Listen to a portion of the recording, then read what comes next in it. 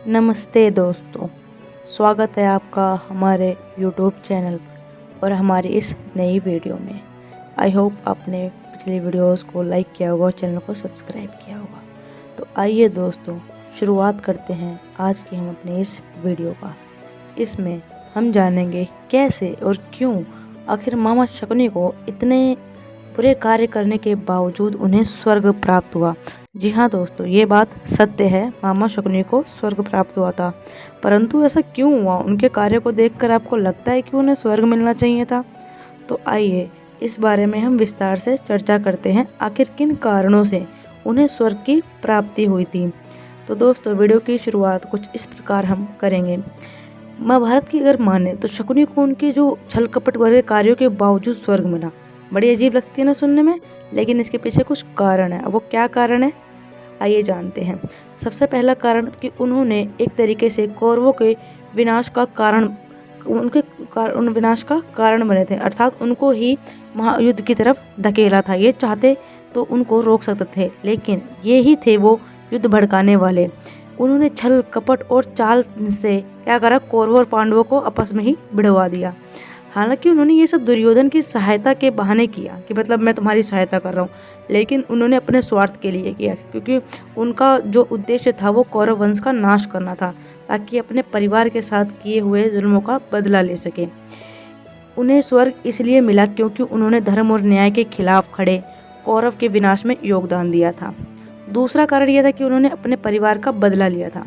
शकुनी के पूरे परिवार को हस्तिनापुर के राजा भीष्म के आदेश पर बंदी बनाया गया और उन्हें भूखा प्यासा रखा गया, जिससे उनकी तड़प तड़प कर मृत्यु हो गई थी, जिससे उनके पिता और भाइयों की मृत्यु हो गई। इस अन्याय का बदला लेने के लिए ही शकुनी ने कौरवों को ही विनाश की ओर ढकेल दिया, तो इसलिए भी उनको स्वर्ग की प्राप्ति हुई। तीसरा कारण यह माना जाता है कि उनके कर्म और परिणाम की वजह से भी उन्हें स्वर्ग प्राप्त हुआ। क्यों? महाभारत में बिल्कुल साफ था कि कर्म अपने अपने परिणाम लाते हैं, मतलब हर एक कर्म का फल अवश्य मिलता है। शकुनी ने छल और कपट का सहारा लिया, लेकिन इसका उद्देश्य अधर्म और अन्याय का अंत करना था। हालांकि वे गलत के साथ दे रहे थे, लेकिन वो असल में गलत कर नहीं रहे थे। कौरवों का विनाश धर्म की पुनर्स्थापना के लिए बहुत जरूरी था, इसीलिए उनके कार्यों को न्यायपूर्ण परिणाम के रूप में देखा गया। धर्म की स्थापना में योगदान दिया शकुनी ने, इसीलिए भी उनको स्वर्ग की प्राप्ति हुई। श्री कृष्ण ने महाभारत युद्ध को धर्म और अधर्म के बीच युद्ध बताया, जो कि पांडव थे धर्म युद्ध की तरफ, धर्म युद्ध लड़ रहे थे, और जबकि कौरव अधर्म युद्ध। शकुनी का छल और कपट इस युद्ध को प्रारंभ करने में सहायक बना, क्योंकि यदि यह युद्ध प्रारंभ नहीं होता तो धर्म कभी भी नहीं जीतता। इस दृष्टि से भी शकुनी को अधर्म को समाप्त करने में एक उपकरण के रूप में कार्य करता माना जाता है।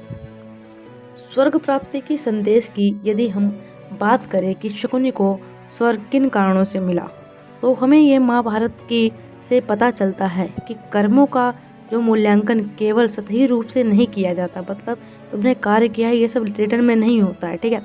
शकुनी ने जो भी काम किया उसका अंतिम परिणाम धर्म की स्थापना और अधर्म का नाश होता है।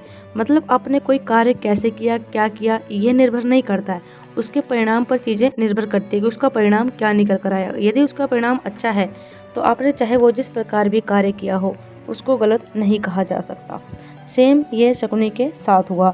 उन्होंने भले ही कौरवों का साथ दिया, परंतु वे उन्हीं का विनाश चाहते थे, अर्थात वे अधर्म का अंत चाहते थे और वो धर्म की स्थापना करना चाहते थे, और उसमें उन्होंने भरपूर योगदान भी दिया, अपना जितना हो सकता था। हालांकि ये उनका निजी स्वार्थ था, उनका निजी बदला था, लेकिन इस बदले के चक्कर में उन्होंने कहीं न कहीं न्याय का साथ दिया और धर्म का भी साथ दिया, और जिससे अधर्म को समाप्त करने में सहायता मिली थी।